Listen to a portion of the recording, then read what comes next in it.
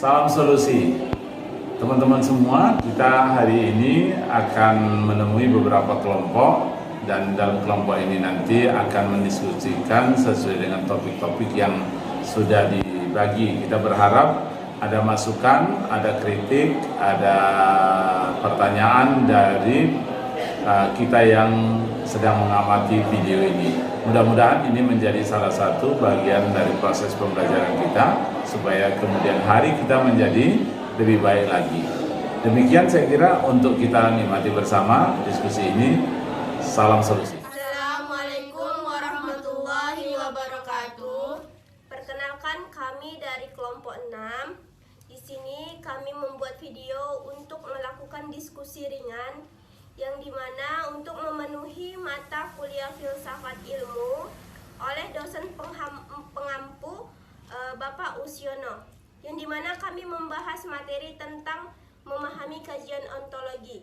Terlebih dahulu kami memperkenalkan diri. Nama saya Nur Aini, NIM 0307223080. Nama saya Surya Devi Pulungan, NIM 0307223131. Nama saya Sri Solihatun, NIM 0307223054. Oke, baiklah, langsung saja kita masuk ke pembahasan. Yang dimana materinya itu adalah apa sih itu ontologi. Jadi menurut saudari Devi Pulungan, apa sih itu ontologi?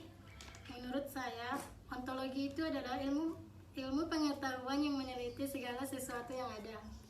Baik, menurut Sri, ontologi itu apa sih? Jadi menurut saya ontologi yaitu membahas tentang yang ada yang tidak terikat oleh suatu perwujudan tertentu.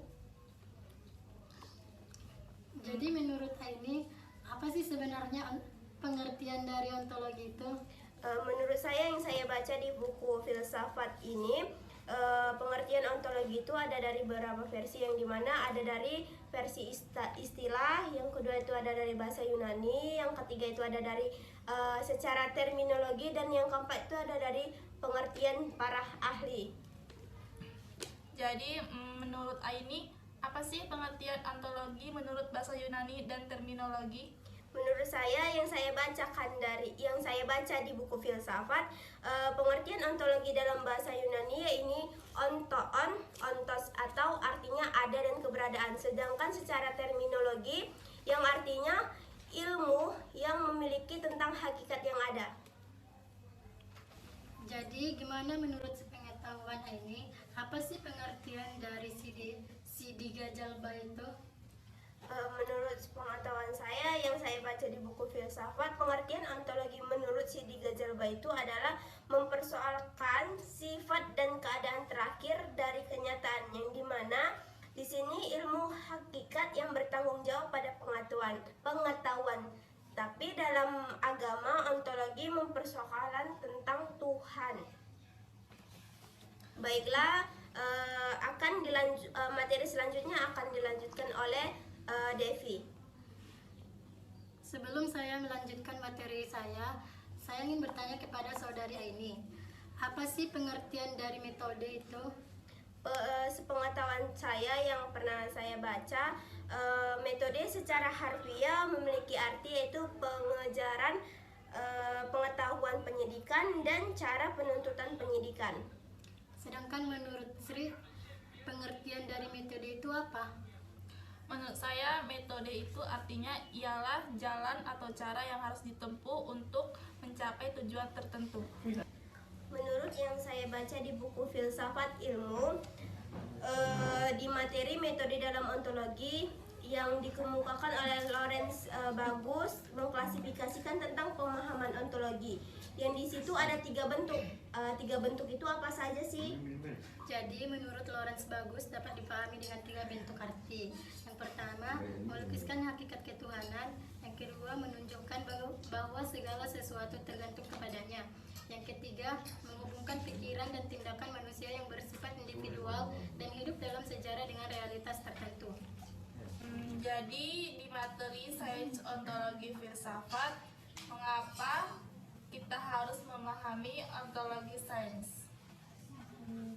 Karena dapat membantu kita untuk memahami sebuah objek secara sahih dan objektif.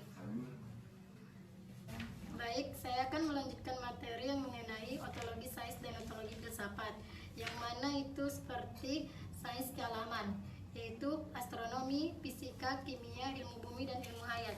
Yang kedua, sains sosial. Sains sosial itu seperti sosiologi, antropologi, psikologi, kimia, dan politik. Baik, saya kembalikan kepada saudari Aini. Baiklah, kita akan lanjutkan ke materi selanjutnya yang akan dibawakan oleh Sri. Baik, saya akan membahas mengenai tentang aliran-aliran dalam antologi. Sebelum saya masuk penjelasan, menurut saudara sekalian, ada berapa segi aliran-aliran dalam antologi? Menurut saya yang saya baca di buku filsafat itu ada 3 segi, yang dimana segi kuantitas, segi kualitas, dan segi proses. Jadi menurut Depi, aliran-aliran yang Depi ketahui ada berapa? Menurut saya ada 3 aliran, yaitu yang pertama aliran monisme, yang kedua aliran dualisme, yang ketiga aliran pluralisme. Jadi itu kan yang dibilang si Depi tadi ada 3 aliran. Apa sih pengertian dari aliran pluralisme tersebut? Baik, Pak. Aliran pluralisme menyatakan bahwasanya sebagai macam bentuk merupakan sebuah kenyataan. Adakah pengertian lainnya, atau menurut Sri atau menurut Depi adakah pengertian lain dari pluralisme tersebut? Menurut saya, yang dijelaskan bahwa pluralisme merupakan sebuah paham yang menyatakan bahwa kenyataan alam ini tersusun dari banyak unsur, lebih dari 1 atau 2 entitas. Jadi di pembahasan saya kali ini tentang aliran-aliran dalam antologi. Ada beberapa aliran diantaranya yang saya ketahui. Ada aliran monisme, aliran dualisme, aliran materialisme, idealisme, nihilisme, dan agnotisme. Di mana yang saya ketahui pengertian aliran monisme ialah aliran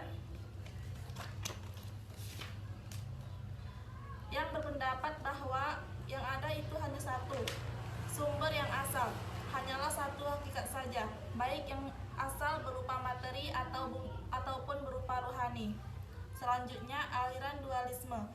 Aliran ini pada dasarnya berlawanan dengan aliran monisme, di mana aliran dualisme berpendapat bahwa benda terdiri dari 2 macam, hakikat sebagai asal sumbernya, yaitu hakikat materi dan hakikat rohani, benda dan roh, jasad dan spirit.